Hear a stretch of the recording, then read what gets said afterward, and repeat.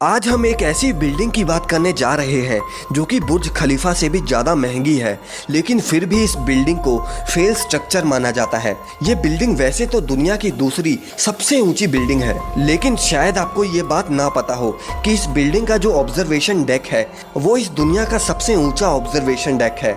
मतलब कि बुर्ज खलीफा का ऑब्जर्वेशन डेक भी इस बिल्डिंग के मुकाबले कम ही है। इस बिल्डिंग में जो एलिवेटर्स लगे हुए हैं, यानी कि जो लिफ्ट्स इस बिल्डिंग में यूज हुई हैं, वो भी इस दुनिया की सबसे तेज लिफ्ट्स हैं, जो कि 74 किलोमीटर पर आवर की रफ्तार से चलती हैं। इतने में आप जमीन से आसमान की ऊंचाइयों में बस कुछ ही सेकंड्स में पहुंच सकते हो। इस बिल्डिंग के आप इस शानदार स्ट्रक्चर को देखिए, जिसे इस दुनिया के बहुत ही महंगे डिजाइनर्स ने बनाया है, लेकिन इसके बावजूद भी इस बिल्डिंग को फेल स्ट्रक्चर क्यों माना जाता है, जानने के लिए वीडियो के लास्ट तक बने रहिए। और आज की इस वीडियो का लाइक टारगेट है 10,000 लाइक्स।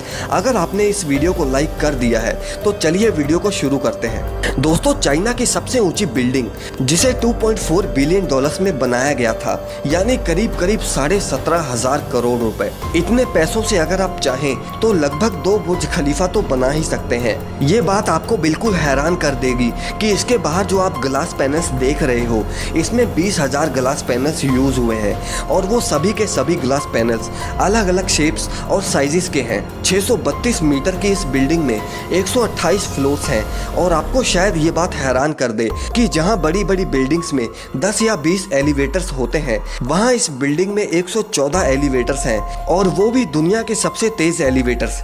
आप ये बात का यकीन नहीं करोगे कि ये बिल्डिंग इतनी बड़ी है कि इसमें एक साथ 16,000 लोग ठहर सकते हैं। अब आप ये सोच रहे होंगे कि अगर इसमें इतने सारे फीचर्स हैं तो फिर भी इस बिल्डिंग को फेल स्ट्रक्चर क्यों माना जाता है। तो मैं आपको बता दूं कि इस बिल्डिंग में 128 फ्लोर्स में से 50% फ्लोर्स तो खाली ही पड़े हैं। मतलब कि जहां इसमें 16,000 लोगों को ऑक्युपाई करने की जगह है, वहीं इसमें सिर्फ 7 या 8,000 लोग ही रह रहे हैं। और इस वजह से रात में तो इस बिल्डिंग की पूरी लाइट्स भी नहीं जल पाती।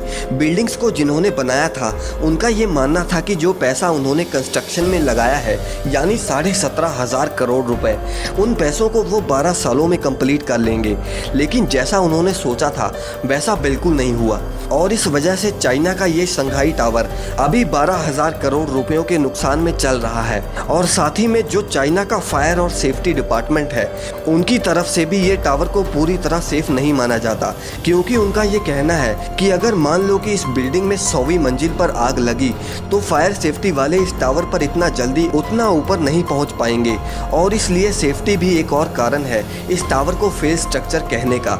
इसके अलावा इस टावर का डिज़ाइन देखने में तो काफ़ी अट्रैक्टिव है, लेकिन इसके डिज़ाइन की वजह से भी इसे एक फेल स्ट्रक्चर कहा जाता है, क्योंकि इस बिल्डिंग को बहुत सारी लेयर से कवर किया गया है, जैसे कि ग्लासेस। वैसे तो ये ग्लास पैनल्स वगैरह हीट और एनर्जी कंजप्शन को कम करने के लिए बनाए गए हैं, लेकिन इन सभी लेयर्स ने बहुत सारी जगह कंज्यूम करी है, जिससे ये बाहर से जितना बड़ा दिखता है, अंदर से उतना बड़ा नहीं होता।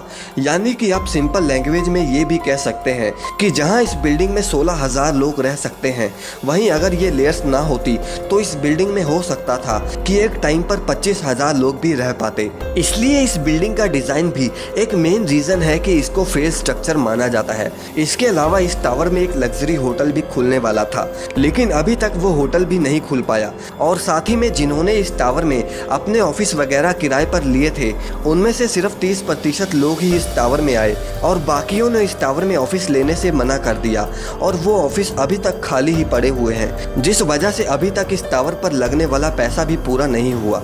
दोस्तों, हालांकि चाइना की ये बिल्डिंग इकोनॉमिकली ही फेल हुई है, लेकिन दुनिया की दूसरी सबसे ऊंची बिल्डिंग होने के नाते हो सकता है कि आने वाले कुछ सालों में इस बिल्डिंग की ग्रोथ होनी शुरू हो जाए। वैसे आपको इन दोनों में से कौन सा अच्छा लगता है, दुबई का बुर्ज खलीफा या फिर चाइना का शंघाई टावर? कमेंट करके हमें जरूर बताइए, और वीडियो अगर पसंद आई तो इसे लाइक और शेयर जरूर करें, और चैनल को सब्सक्राइब करना ना भूलें।